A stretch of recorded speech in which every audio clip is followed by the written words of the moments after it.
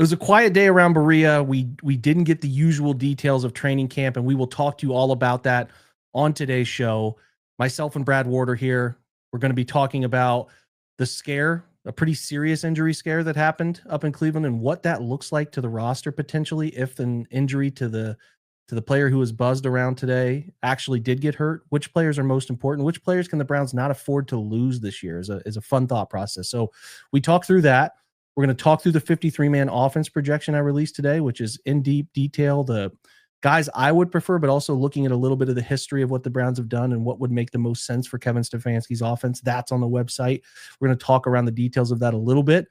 I will warn you, the first 15 minutes of the audio for me was through my AirPod. So the speaker's not great. And it is something I don't love to do, but it's 15 good minutes of conversation I didn't want to waste. So bear with us. The first 15 minutes for me are not the cleanest audio. You'll notice the difference when it hits, I promise. But nonetheless, a great show today, and excited to do it with Brad. So let's get started on today's Browns Film Breakdown. What's up? Happy Wednesday, everybody. Thanks for stopping in, listening to the Browns Film Breakdown. As I try to always tell you guys, the best place to keep up with Browns Film Breakdown is by being a member of the site. You get everything delivered into your Substack app every day, podcasts, opening drive, film rooms, articles like the 53-man offense projection that released yesterday. That's the way to do it. Also stay up to date on everything we do on the YouTube channel, which has some exclusive things such as our live shows that go in the post-game world. Brad's going to be all eyes on Cleveland dropping on the YouTube channel. That will be there. So you should definitely be subscribed to that YouTube channel and keep up with everything going on there. And then Instagram, TikTok, all the popular platforms. Check us out. Follow us. We got a ticket giveaway coming for you guys where we are going to be giving away 2 tickets in the club level to Saturday's game. I'll talk to you about that on tomorrow's pod. So you can take, your kiddo to the game, your dad, your mom, whoever you want to take, a buddy, maybe you need to spend some time with them. Maybe you need to sell somebody something, right? You got a business opportunity. This is a great way to do it. It's a nice little 1:00 kick. These seats are in the, like I said, club section, which are a beautiful part of the exclusive concourse that the Browns have at the stadium. So we're excited to give those away. I will talk to you about stipulations for that giveaway tomorrow. Excited to do it. And then before you know it, we got a couple more pods, and then the game will be here. We're going to talk about a lot of stuff. We got a lot of predictions happening with the 53, Brad. We got, the Browns are – and I guess I want to ask you this as we start, dude, is like they're in regular season mode is what they have dictated to the media up there. Now, this is not exclusive in terms of like the Browns are pretty lenient at camp about people filming, recording, and posting. I think they've gotten more lenient over the years on this, but when they went to Carolina and Philly, couldn't record anything in the team portions, 7-on-7s, Skelly, full 11s, couldn't do it. Now, what is deemed as regular season mode means you can't even talk about what you see up there. Yeah. So they went a little earlier on that than I would have anticipated, but I do think they're just a little tired of the noise around things and overanalyzation. You got to be, I agree. And want to button that up a little bit. And they put themselves into the mode that will be like those folks in the beat writer category will like go up and you can watch individual. You obviously get a chance to interview Kevin and you talk to some select players while you're up there, but you get to go out and watch individual drills. That's it. I mean, you really can watch like 15 minutes of practice, and that's the mode we're in. So if you are still expecting in these final 5 days until the game, hey, I can get, maybe some in-depth training camp reports, that's done. Like that stuff. Yeah. Is sealed. Yep. Well, we did learn that, Brad. Them going into this mode makes sense because it's dress rehearsal week for the Browns. I would just comment on this that in a league with all these teams, they've all taken such a wide variance of approaches to the preseason, and I think that's interesting. It's like different analytics teams, different research telling different groups of people. There's no like consensus anywhere about how to handle the preseason with 3 games now. A lot of teams have already played their starters and they're going to treat this last week like it's like what the old week 4 was and sit everybody and just play the young guys. The Browns are treating this like it's the old week 3 where it's dress rehearsal week because of the bye week in between. So It's just interesting that, and then there's other teams like, we're going to see the Rams this week. I don't think they play anybody, like any of the games really that Well, matters. then, yeah, like you said, the Bengals have had 2 preseason games where they've really gotten after it. Like, they put Joe Burrow in some He pretty got serious tossed harm's on his way. head. Yeah, Yeah, I mean, you're right though. It's different in a lot of ways beyond just who's playing necessarily. Like, some teams go to a university still, just a few. It used to be more popular that NFL teams would escape into those destination spots like the Greenbrier the Browns are doing the last 2 years.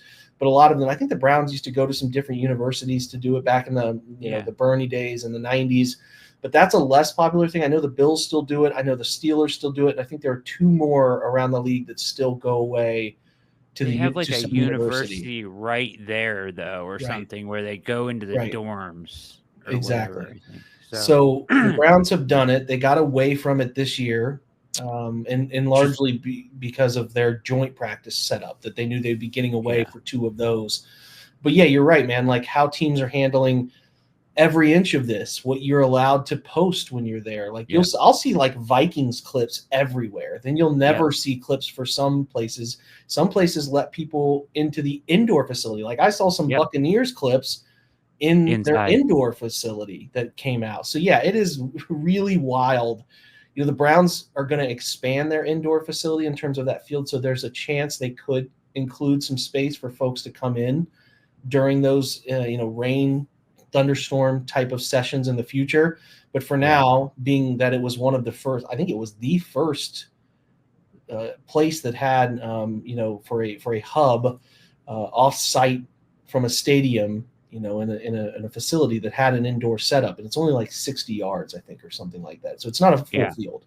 So they're looking to update all that stuff. We'll see if it changes, what changes, how they change it. But yeah, for now, it's buttoned up, man. Get into the world of you're listening to updates from the coaches that tell you what you know, and like, it's going to get tough for the folks who want more. It's not going to be much. Yeah, about the quarterback stuff. But the biggest news of the day, Brad, is that Denzel Ward leaves. Now, 2 weeks ago, I think maybe you and I were watching this one together. I can't totally remember, but Greg Newsome was defending, ironically enough, Jerry Jeudy on a go ball and came down, made a nice play, got a hand on it when this was after Martin Emerson's injury.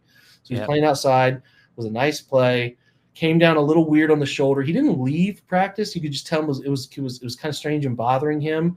But he didn't participate in any more of the team session stuff. Well, he's kind of been down for like 2 weeks. He's just ramping it up this week, according to the team. So, that part of it is like encouraging, because they need their second corner here. They need a guy playing outside opposite Denzel as they navigate the muddy waters of who's going to start inside when they go true nickel sets and bring a third corner onto the field. But when this came out, and luckily we have since learned that Ward is okay. We'll see what that looks like. I mean, bubble wrap not him, serious, right? Yeah. Bubble wrap him until September 7th. So let's get him to week 1, obviously. But I was thinking about this, Brad, and I wanted to ask you the question off of the 2 hours, 3 hours we were holding our breath. We're like, is he really hurt here? Like, what's going on? And you never know, because sometimes there'll be these injuries where you're like, he's okay, but then it's like, he's kind of not played for 3 weeks. Like, what's the Browns and injury reporting have not been the most truthful with each other. No. So we'll hope the best for Denzel. But as I was thinking about this, and you start to realize, like, take that exhale, deep breath, he's okay. Is he the most valuable premier player they have on the roster this year? Because the candidates are these. So I'm giving you the candidates, and you tell me who you think it is. Obviously, there's Miles. Obviously, there's Denzel, Jerry Jeudy. Then it's like, who's in the next tier? Probably could put David in there as far as guys who have accomplished things in the league. Yeah. I don't think you could put Conklin in there anymore, but you could probably put the guard tandem. Could they get by without a guard? Does that crush them? But that's probably it. We're in the world of JOK now, which still breaks my heart.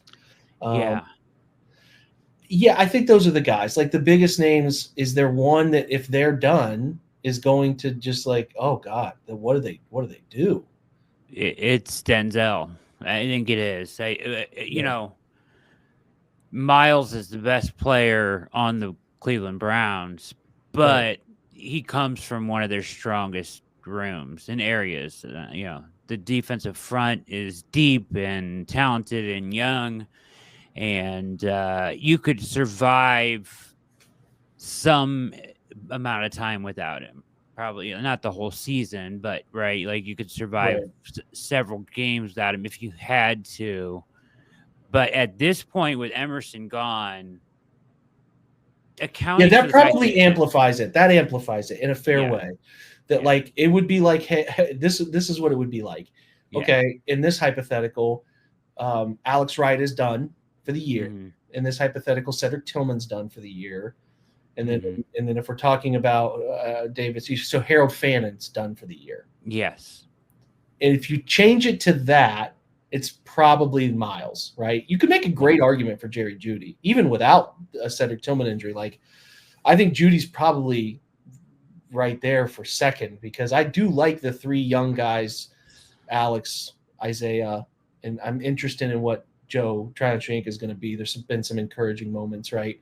yeah, But yeah, man, I feel like if you lose Judy and you lose Ward, those yeah, are like, oh, we're playing Cam Mitchell all game. We're playing Miles yeah, Hart all game. And like mhm, that's not a world I'm comfortable in because I've never seen it. And what I have yeah, seen in spurts, don't love it.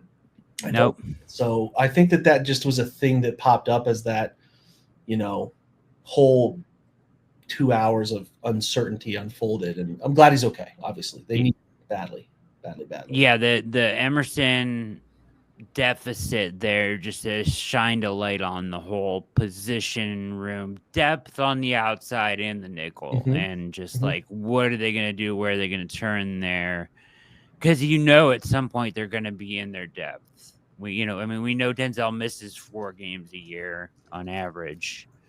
So that used to be really easy to solve when you could kick Greg Newsome outside, but he's already out there and he's Yep. already doing that. And he's got his opportunity to shine out there. So, how do they manage that going forward? Is somebody going to step up?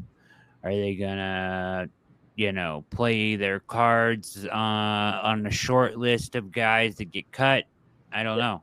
It'd be interesting. Let me ask you another question. So the 53 man, I know you checked out. We talked through it. I think you got some questions, Yeah. and we can include defense in this equation as well. I tell you, hey man, the Browns get one trade where they're taking a fifth, sixth, seventh, and flipping it in the world of going after. And I'm not trying to say this is the outcome, the Wyatt Teller outcome, because that turned out to be just a phenomenal outcome for the Browns. But you're pursuing that. Teams don't make like 4 trades here. They could maybe make 2, so I could maybe give you 2 in this hypothetical. Yeah. But what 2 position groups would you be the most? So we'll say 2, being generous today, Brett.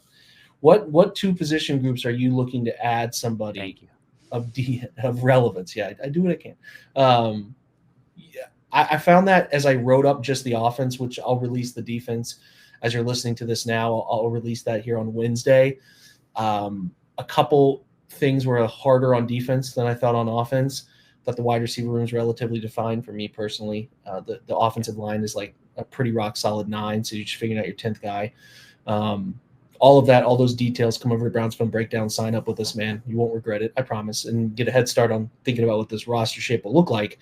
But there's a couple things I wrote on just the offense, which is like if they're interested in someone, I would encourage them to go see what's out there, swap a play. If you remember, not too long ago in the offensive world here, they swapped out Tyrone Wheatley, who had a nice performance as a back half of the room tackle to Yep. New England to bring in Pierre Strong. So those types of things, or those late picks, are moves that can be made. Yeah. You can't really rely on the waiver wire. It was more fun when the waiver wire was 3 separate times. I miss that world. I miss the cut downs. I miss the slow burn. Do you? I do. I